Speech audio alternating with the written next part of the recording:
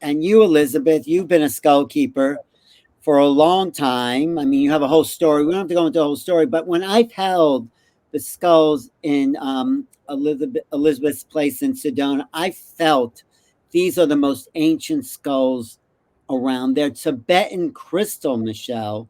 They're not, and they're not exactly clear. And you have a whole story about how these skulls came together. What do you want to talk about? And stick around, Michelle, because you might want to ask questions. But what do you want to talk about today? Because there's so much to say. Um, well, I would like to share that I felt as Alan and Michelle at first with the crystal skulls, because I'm an astrologer and I worked out of a shop called the Crystal Castle in Sedona for many years, and they had a whole case of crystal skulls, and I was like, oh my gosh, what are those?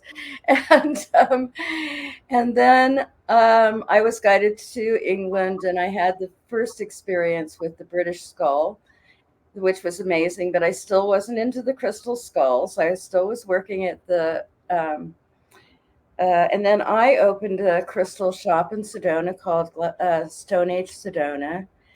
And a couple came in and they were so beautiful with their daughters. We had a fairy room. And I invited them to stay with me. And she had one called Star, and she said, I'm going to put this little, about the size of HeartStar, in your room. You'll love its energy. And I was like, okay.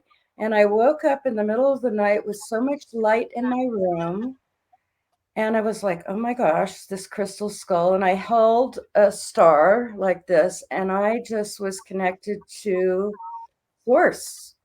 It was the most cosmic experience I ever had. And they stayed with me 4 nights. And I asked, how did you get this?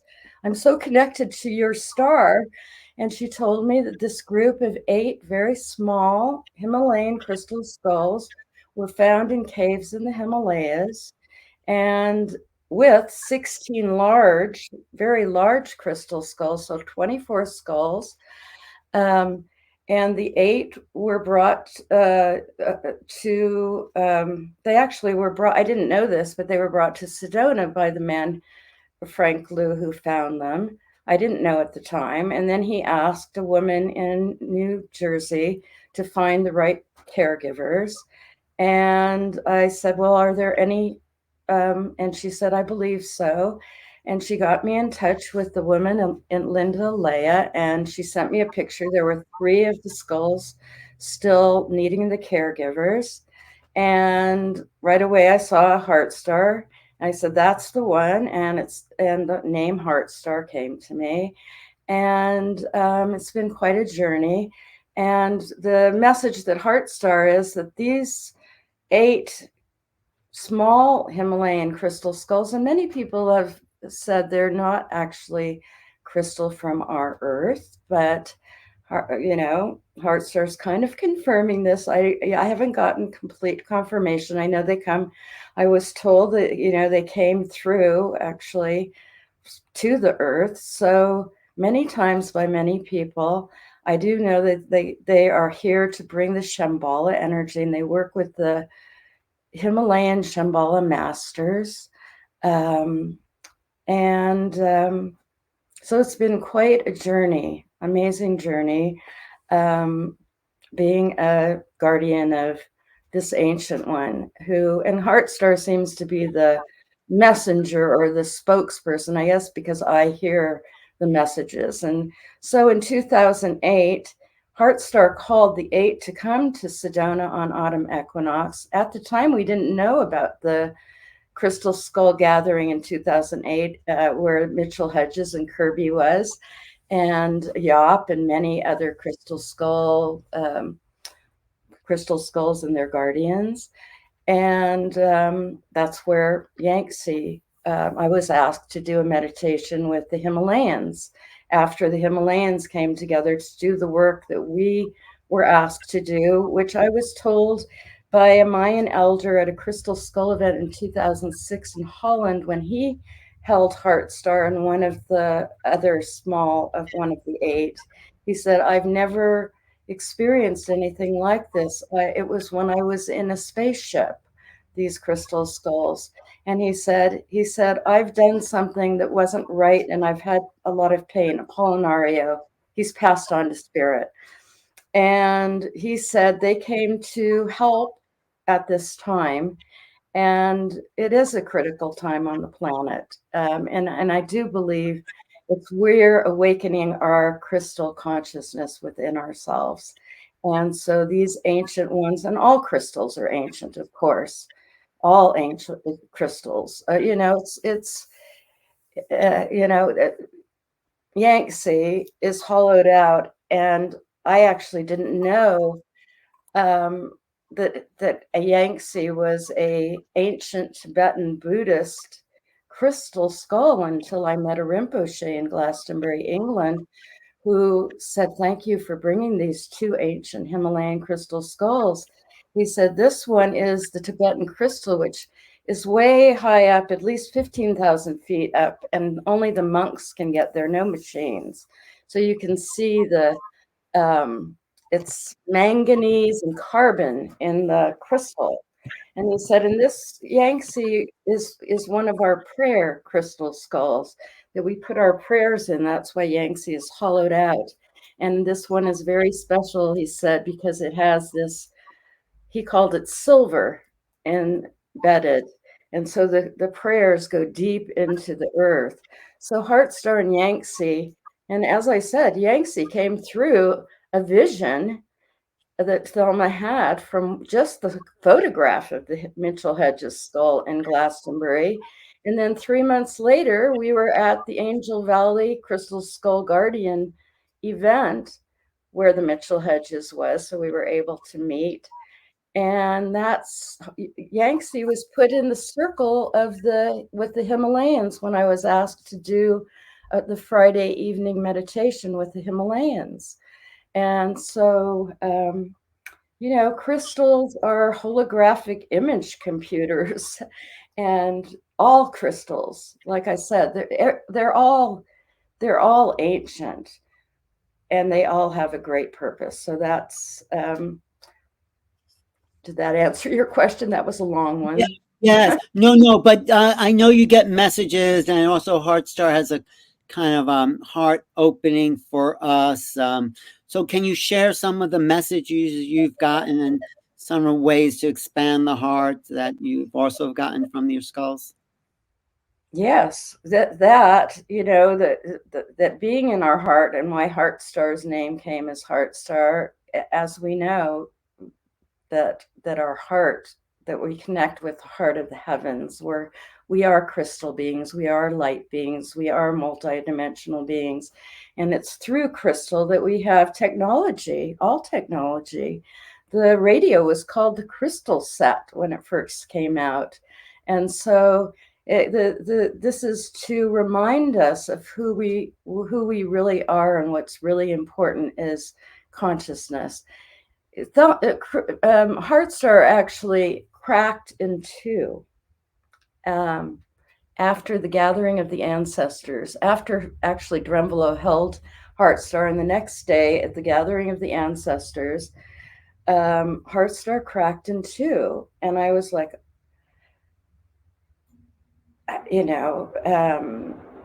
the message when I was holding, you can see this. It was after we were in Wales, in this special place where I was told that Merlin was born. That HeartStar, he actually has some of the soil still in. And also, when we were in Washock Toon above Tikal, we wanted to be put in this pyramid, and the white dust is still in the eye. So he opened up, and so I thought it was when I held the two pieces, HeartStar said, don't get attached to anything, not to me. It's all consciousness. It doesn't matter if I'm in a million pieces. And I was like, oh, okay.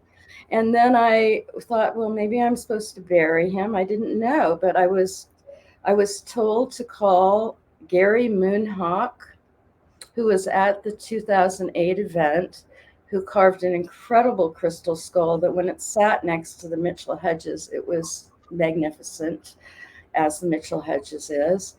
And I got in touch with him and I told him what had happened, because I said, "You're the only." He was a carver. He's passed, and that's how Yangtze came to us, because Yangtze was his crystal skull.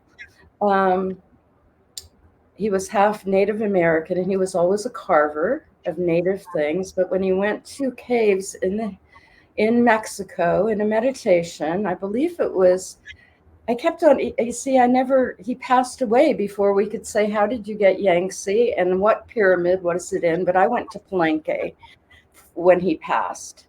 And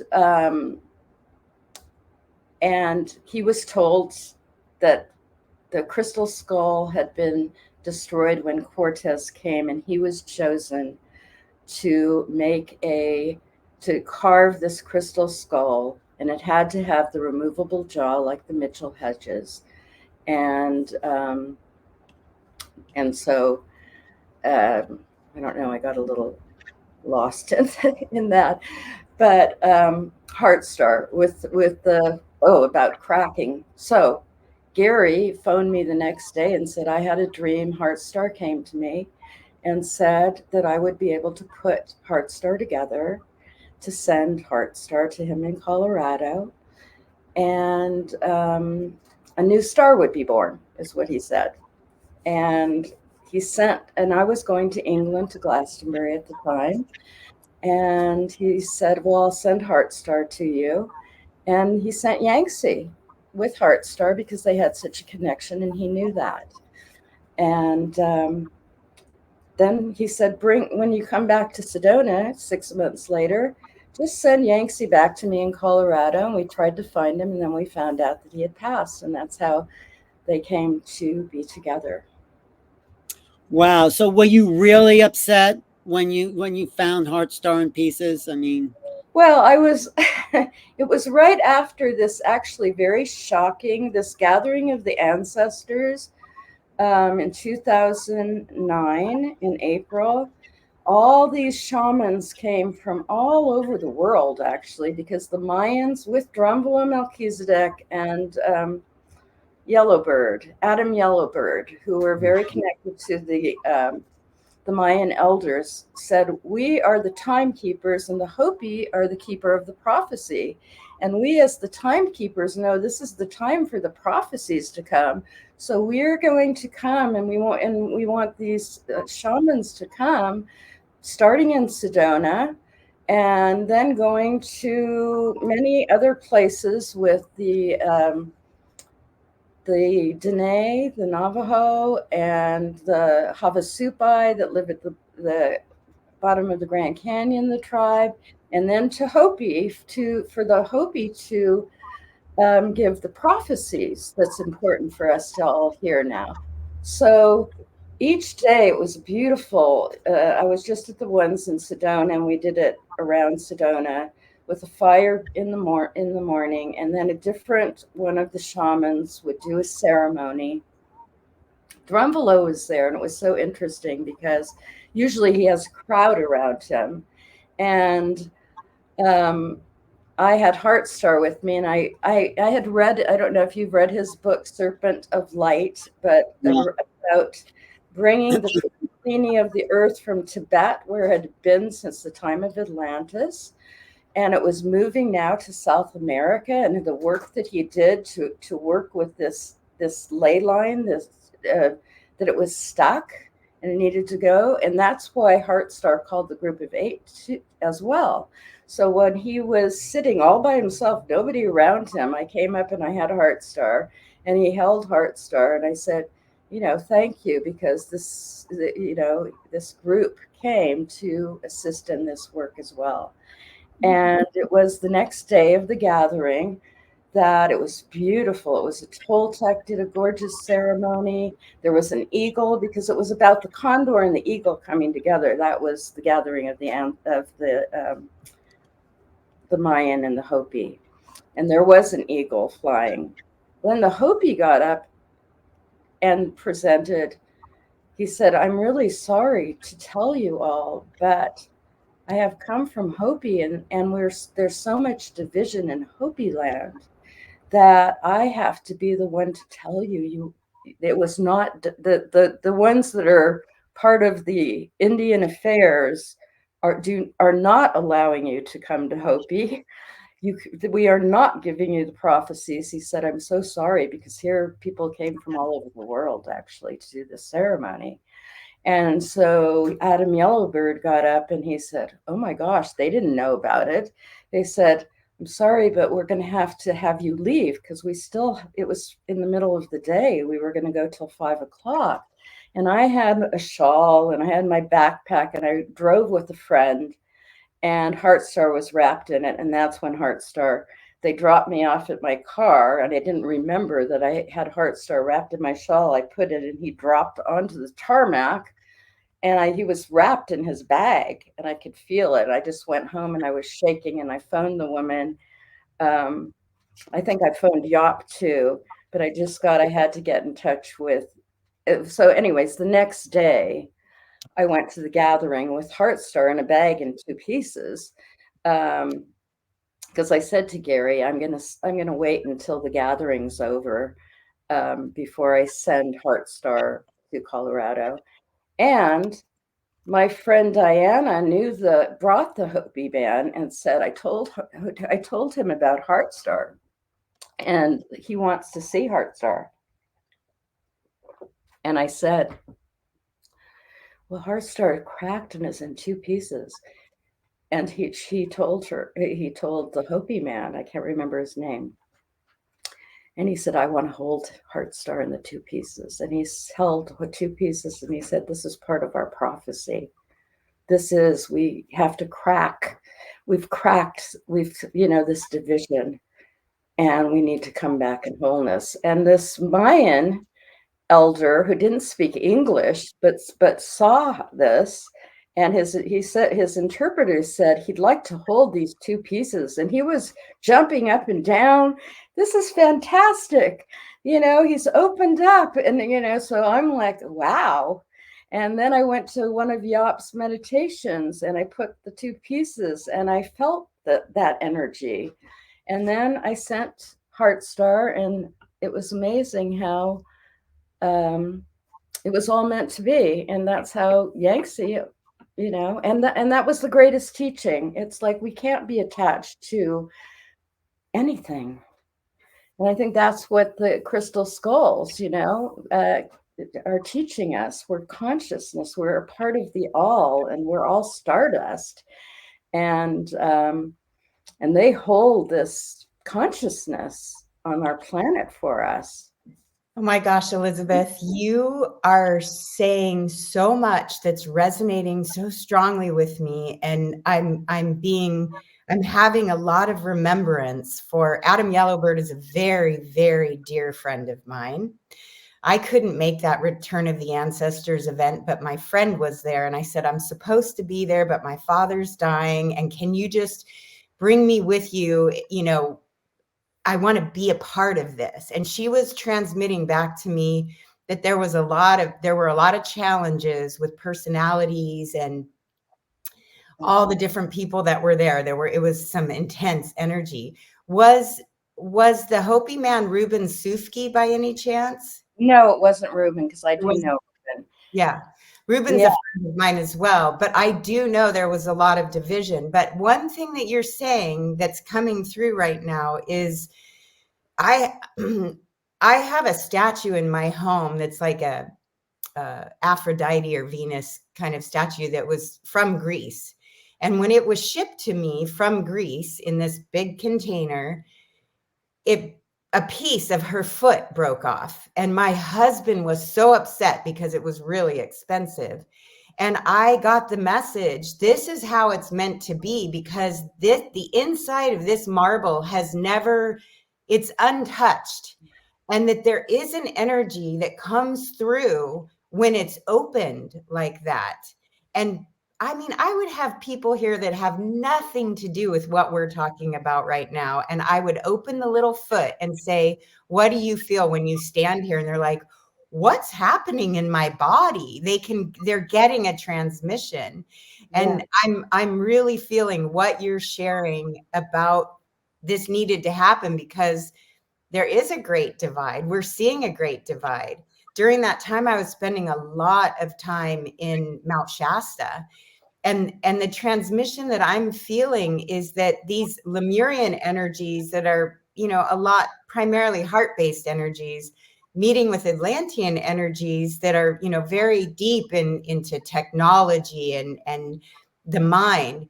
Yes. These energies have got to merge in order for us to go forward into that true heart of one feeling. So that's my 2 cents to your story, because you're confirming a lot for me. Thank you for this. Good, thank you. Yes, I know. Well, this that's we're like great. right in that spiral of, the Atlantis, and there's many signs, and that's why it is such a critical time, and that is why the crystals and all that you're doing, Alan and Neil, and it's wonderful to meet you, and to bring awakening, to bring consciousness, to remind us who we really are, that we are multidimensional beings, and we remember coming to the earth to assist in this shift of the ages, which is not time. Yeah. And when you said now, when you said spiral, there was this whole light display in your living room there. It's probably a car going by, but it was right. Spiraled. I saw it too, Alan. All of a sudden, she said spiral, and the whole room started spiraling with light. It was very multidimensional. Yes. If I may, I would like to read Thelma, who I know that Bill met. And from the Mitchell Hedges, this is called the Crystal Skull Messenger, about how the Himalayans and how they came. But mainly, I wrote it for Thelma's 90th birthday, and she passed away in 2021, and she was almost 98. And this is the poem that came through just from the photograph before meeting the Mitchell Hedges crystal skull. And Thelma was responsible for you getting some of those skulls too, wasn't she? Yes, exactly. Oh, did I do this again? Did I take out? I took it out. Oh, it's so beautiful. I have the picture. Oh, here it is. Okay. This is Thelma tells us about her connection with Yangtze. I first saw Yangtze through the eyes of the Mitchell Hedges skull from a photograph at Yacht Van Etten's house. We were sitting in the circle of 100 crystal skulls in their meditation room when my hand started making a motion like this. Wanted to speak to me. I realized I was being guided to the photograph in the window. It was of the Mitchell Hedges crystal skull. It wanted to talk about the 4 directions. I was physically moved in those directions. She turned around. This is the message that came through on 11/11 of 2007. All directions flow through me. In that, I am alone. I unify the earth with stars. Alignment is my throne. From east to west and north and south, my energies hold fast. I also am a pathway to the future and the past. All tribal children soon will come and gather near a mountain. Pulsating stars will touch their hearts. Expect unification. Isn't that beautiful? Yes, there's that light behind you again. I know. Really, it's Thelma. It's Thelma. She's around, and she, HeartStar and I are shy. Okay, I didn't ever think I was going to even bring HeartStar out, and then Yangtze and Thelma are just ready to, come out. So she's behind me going, come on, Elizabeth, get past all that nonsense. There's no time for it anymore. Michelle, you would love that big skull Yangtze. You just put it on your heart chakra. It just Yes. opens you up. Yeah, it's a Yes. beautiful. It's an opening in there. Yeah, Yeah. and Alma would have people put Yangtze, and she usually would channel a message. She told me that I would do it, so I'm open. That will well, I also want to ask you what messages you're getting from both those skulls. So, just tell us what you get. well, this morning when I was meditating with the two of them, which I do every morning, it was mainly what's being said is what a important and critical time this is for humanity, and about opening the heart and connecting our one heart, to bring in this Aquarian age. And it's never an easy time at the changing of the ages, the shifts of the ages. And I believe that many of us, everybody, I'm sure that's online now with us, and so many others, remember volunteering to come at this very difficult time on our planet to awaken, to do what we can to bring in this new age, which will happen. It will be a golden age. And we're just at the zero. Actually, November 19th, Aquarius Pluto will be 0 degrees for the next 20 years. And that is, we're in the Aquarian age. I believe the Aquarian age, because ages are so long, that it actually started the Age of Enlightenment, which was 16 and 1700s. And it takes time, but we are, things can change like this because we're bringing the fifth dimension in. So the fifth dimension, there is no time. So, did I answer that? I don't know. Yeah, That's what they wanted to say. I guess that's what they wanted to say. but HeartStar has another message, though, doesn't HeartStar? Maybe you're getting it, Alan. Well, what are you getting? I mean, you're the only one who's really allowed to hold it. So, Well, you held HeartStar just last it month. didn't feel like it really wanted to be held. So, HeartStar was held a lot. And then when Yangtze came, well, this is interesting. When Yangtze arrived, after Thelma passed, she passed on December 16th of 2021, and on January 22nd of 2022. that's my birthday, January 22nd. Yes. Oh, Okay. wow. Well, that's when Yangtze arrived from Glastonbury. Before Yangtze arrived from Glastonbury, HeartStar communicated to me, you have to get a 6-foot map of the earth, to put on the floor. And then HeartStar also said, don't call me he anymore. You have to say she, because I always said he, because the Tibetan master Dwal Kul channels through HeartStar. Many people have experienced this, his Shambhala energy. And so I said, I got a 3-foot one. Okay, I can fit it better in my space here. And so when Yangtze came, HeartStar said, I don't want to be held anymore. And actually, Yangtze can go and be held and give all the energy, but I'm kind of stepping back and just holding space. But HeartStar does healings and would guide me. And I'm going to put the map up, which I had, and put HeartStar and Yangtze and different crystals in different parts of the world. And we're really doing grid work, crystal grid work, from here, and because HeartStar and Yangtze, well, especially HeartStar and I, have since HeartStar came in 2005 in January to me. And I've been mostly working with the Michael and the Mary line in Glastonbury, in England, in Stonehenge, in Avebury for 30 years, bringing groups. And now we're stationed back home in Sedona. Well, yeah. No, I want to ask you, how do you recommend if they have like their own, maybe it's not so ancient skull, how could they work with that skull to activate their consciousness?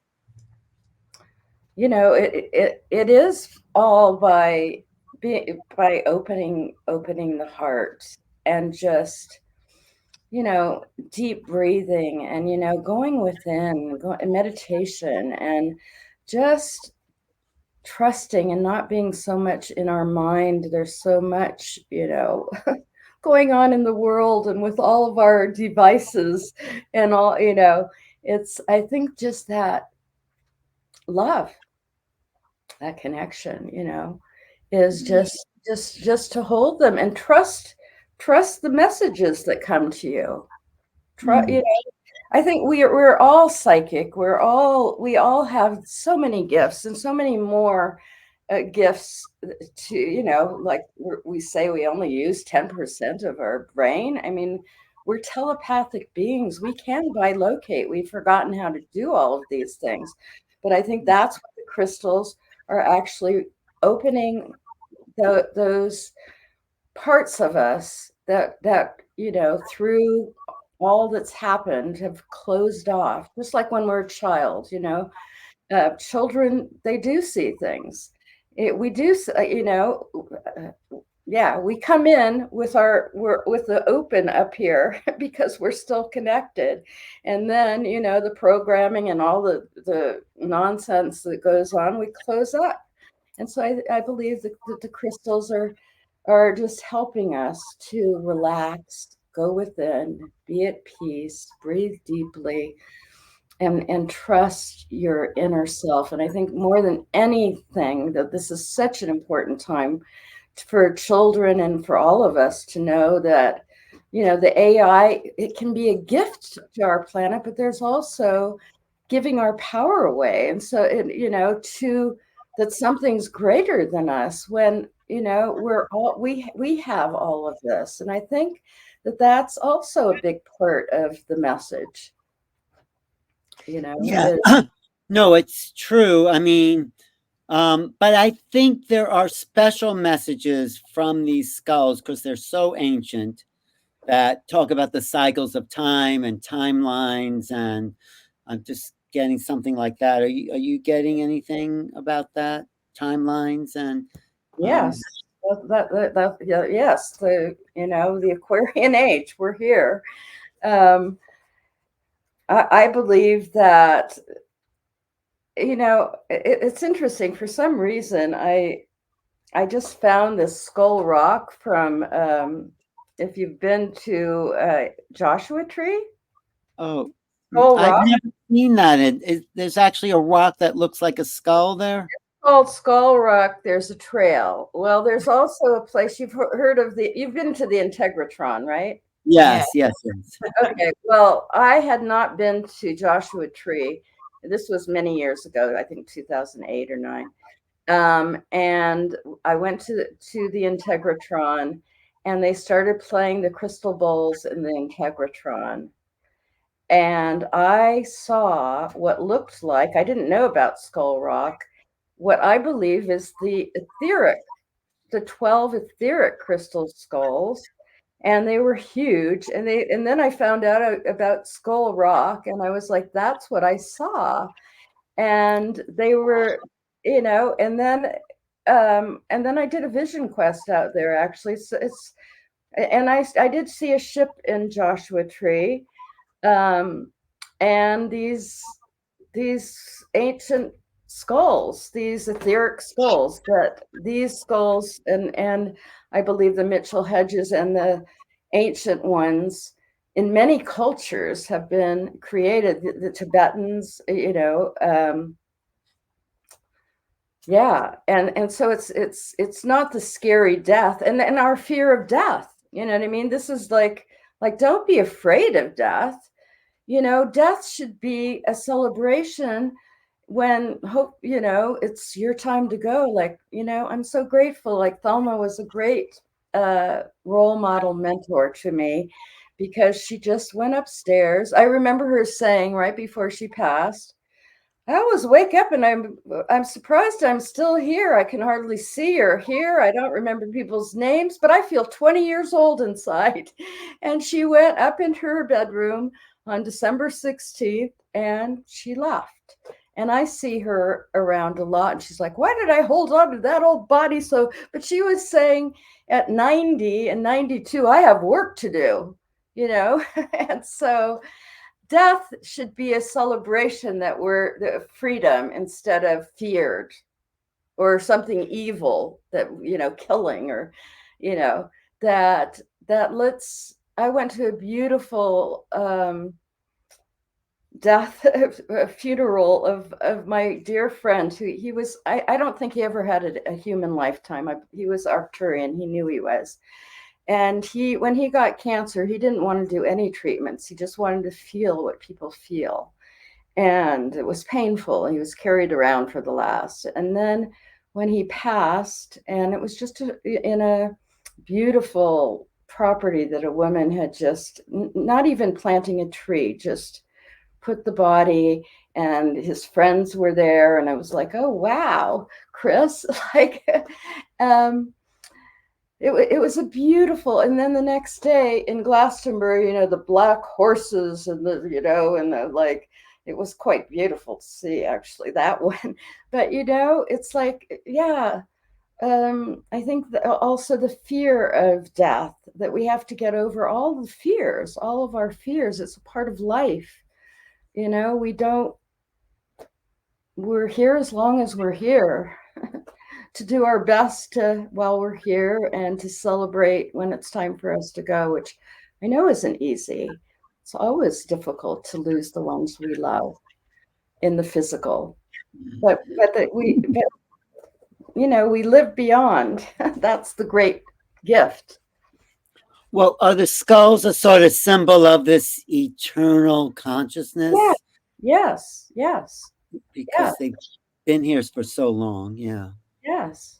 Beautifully spoken and stated. There's just so much that you're sharing, Elizabeth. It's coming so organically, and I appreciate the way that you're sharing through stories. And I personally, I'm really blown away by what's happening here.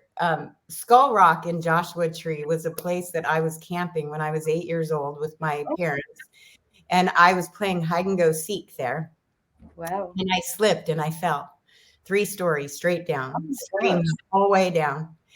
And I didn't know then what I feel now, which was like, it almost felt like something stopped me and then dropped me to the ground, because I sustained no injuries other than a small hairline fracture on my right foot. Mm-hmm.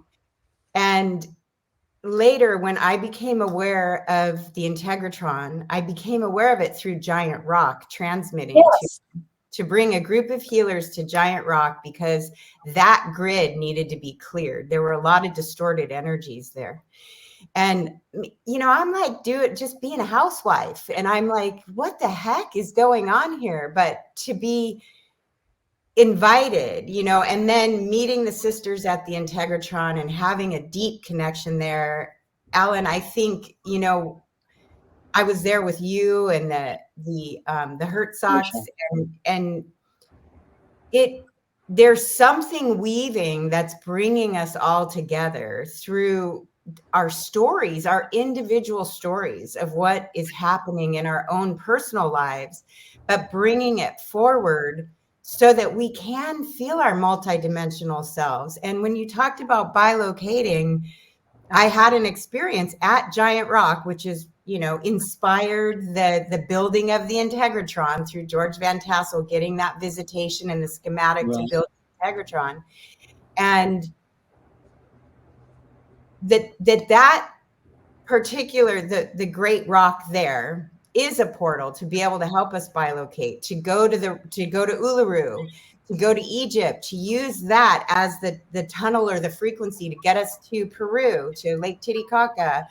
And I had an experience there where friends saw me use that as a portal to get back to Peru, because I had brought some people to Peru for 11-11-11.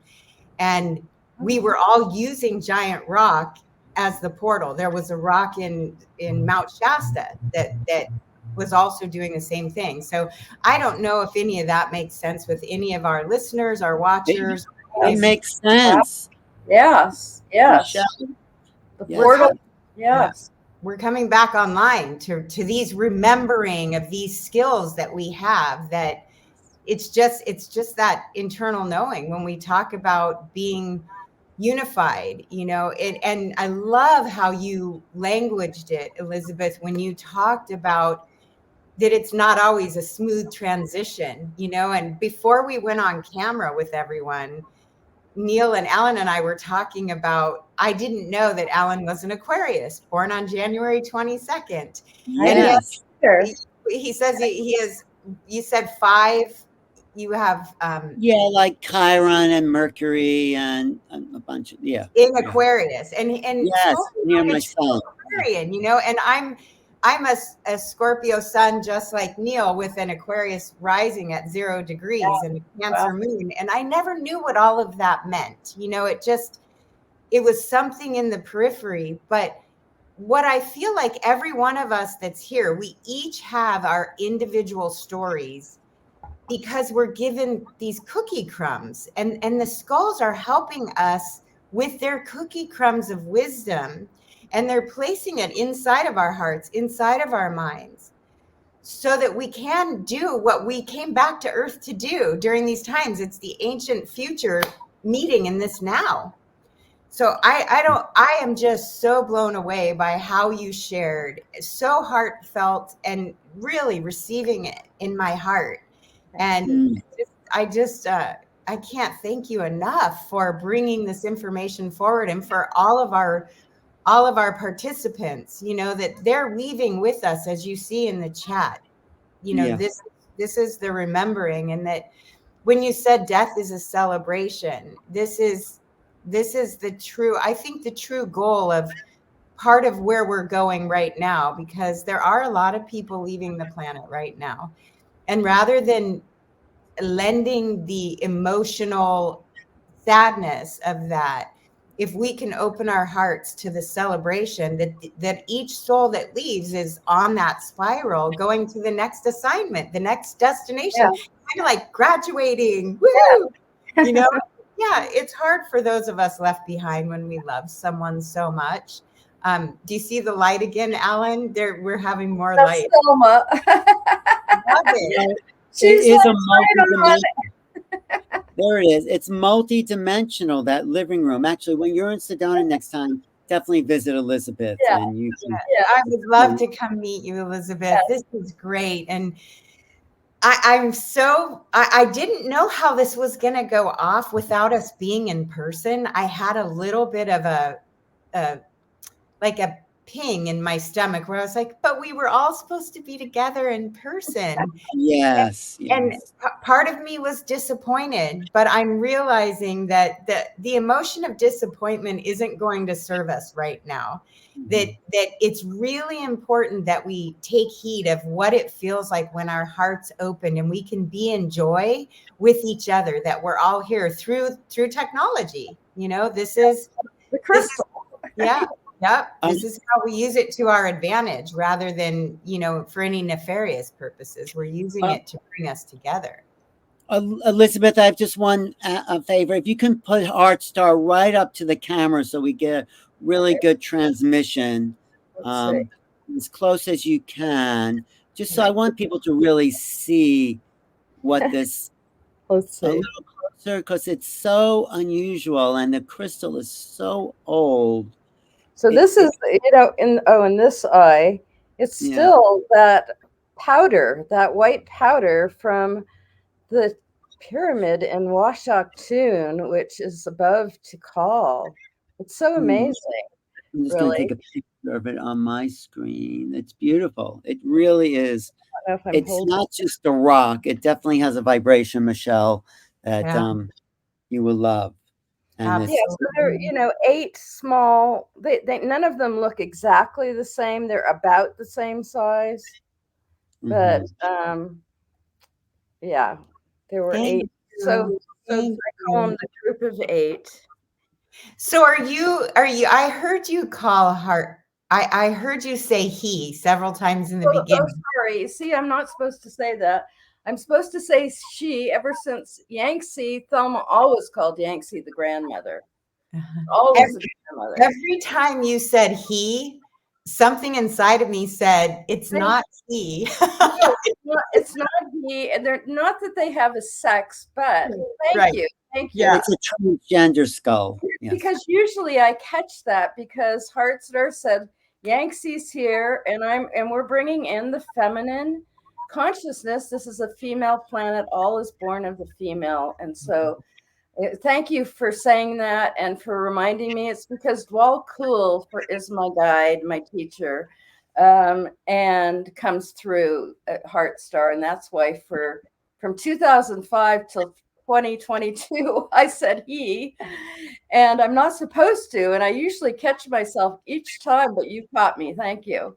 It's everything's perfect. And I think that is, again, you are modeling what it looks like to feel the merging and the balancing out of the masculine and the feminine, and to be celebrating both. How cool is it that you called HeartStar a he for so many years, and now you're transitioning to bring in those feminine energies? I think it was perfect that you did that, because then you told the story. So we got that transmission. Thank you. And I opened the crystal shop, which is how HeartStar came to me, through this couple. And this was my gift from Louis, who has a Stone Age in Glastonbury, this 6-pointed star crystal. But the minute HeartStar came, that's mine. I love it. And so I'm like really big, even though I'm really little. And I am, this is my crystal throne. So, what you're saying, the Merkaba, the 6-pointed star, the balancing of the divine masculine, feminine, within and without, that's where we are now, Absolutely. I had the Kogi at my house in 2015, and I had a crystal very similar to that I had gotten in Peru in 2006. And that crystal was out. It was my very favorite crystal. And the Kogi elder was in my backyard. Adam Yellowbird was here then as well, and so was Ruben Sufki. And the elder liked my crystal, and I knew what that meant. And I had this battle inside of myself, like, I have to give this crystal, my favorite crystal, to this sweet little Kogi elder, because he noticed it, right? And I know protocol. And I battled inside of myself, like, oh, I don't want to give up my crystal that's so special to me. But I knew that it was time. That was that. Just like HeartStar knew that crystal was. Yes. Sure. That's so interesting you say that, because at Yop's meditation, the Hopi grandfather Martin came for a meditation, and Thelma had been given this big crystal ring, and she was told the same thing. You have to give that to grandfather Martin. And she was like, and so she did. It had tourmaline. It was terminated. Is that how you tourmalated? Mm-hmm. Yeah. So the same thing. She was like, do I really have to? Yes. So she did. and when you were talking in your stories, you were talking about how you were given the message that not to be so attached. Yes. And HeartStar Broken too, not to be so attached. And that was my lesson. I was so attached to that crystal, and my ego was saying, no, I don't want to give it away. And I really did get a teaching from that, because if we return to the heart of one, everything belongs to all of us, we don't have to have it in physical form. Yes. So great lesson, great teaching. Yes. I do have a question about you. You showed us the book, and you read from the book, and I would like to write down the name of that book. Yes, it's on Amazon. It's called The Crystal Skull Messenger. And my friend Jewels Maloney and myself, Elizabeth HeartStar Keller, that's who wrote it. We wrote it for Thelma's 90th birthday and presented to her. Oh, well, I'm going to go on Amazon on the next break and order it. Oh, good, because there's so many beautiful poems from Thelma. My whole body just got chills. Like, yes, you're supposed to do that. There's messages in there for all of us, I think. So thank you for sharing that. My gosh, just what a beautiful opening. What a beautiful, I feel so lucky to be here right now. Thank you. Wow. How's our audience? Like, I can't really see right now what the audience is doing. We haven't got any comments lately, but Michelle, you're so beautiful in expressing that appreciation. And I know Elizabeth appreciates that because she's I can't wait to hug you in person, Elizabeth. Yeah. I feel so much resonance with you. And Ellen, just the way that you are weaving and bringing everyone together, my gratitude to you is so enormous right now. And you know, planting the seed in Neil's mind and his heart to do this. It's epic. I hear that we're in, you know, when we talk about this time astrologically, now I can see why we had the hurdles to get over, you know, when it was originally planned. And Neil, you know, we have like 2 different dates for this event, and we had 2 different dates to be in person in Sedona, and then those fell through. But I think it's because of the astrology, because the astrology right now is lending to everything that Elizabeth's sharing through this talk. I just want to say, Michelle, Elizabeth will be speaking at the conference. Me and Neil will be at the Sedona Ascension Retreats, March 14th to the 16th. So everyone watching, I'm going to put that link in the chat here. Should come down. There's Adam Apollo's going to be a lot of great Robert Edward Grant, Elizabeth and her skulls, of course. Who else? Billy Carson's going to be there. It's going to be great. Come out to Sedona for that, Michelle. Yes, everybody. Let's have a crystal skull gathering, and you know, for the spring equinox, a few days after. Well, that would be good. Little unofficial crystals. We can go out to one of the vortex sites and put all their skulls out there. So yeah, a special site that most people don't know about. That feels very solid. That feels very solid. So yes, definitely come, Michelle. Be there. Vortex sites during equinoxes and solstices. That's with the skulls, vortex skulls, and equinox. That's a triple more there. I'm going to say that I feel very aligned to be there right now. You know me, Alan. It's really hard to get me to nail me down there because I'm so in the present with where the energies are. But it does feel very, very. We should go together. I'm going to be in San Diego, coming from San Diego. Yeah. So yeah. Okay. You know, that's feeling good. I'm really excited. And then we're doing something else. I noticed on the event calendar, we're doing a Portal to Ascension live in San Diego, right? In April? No, that's moved until 2025. Oh, wait, 2026. 2026. Okay, a year from yeah. Planning out.